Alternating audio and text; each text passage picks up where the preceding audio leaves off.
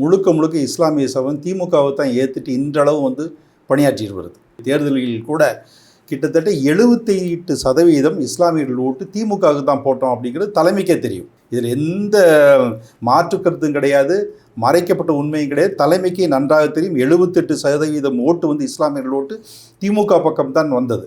அதனுடைய காரணமாகத்தான் இன்று திமுக அரசியலில் ஆட்சியிலும் இருக்கிறது. ஆனால் இருந்தாலும் கூட அவர்கள் சொன்ன வாக்குறுதிகளெல்லாம் அவர்கள் நிறைவேற்றவில்லை.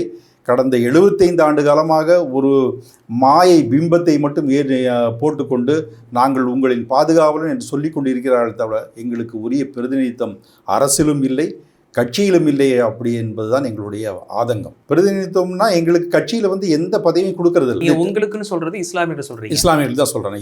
இஸ்லாமியர்கள் தான் குறிப்பிட்டு பேசுகிறேன். உயர்திட்ட செயல் திட்ட குழு அப்படின்னு ஒன்று இருக்குது.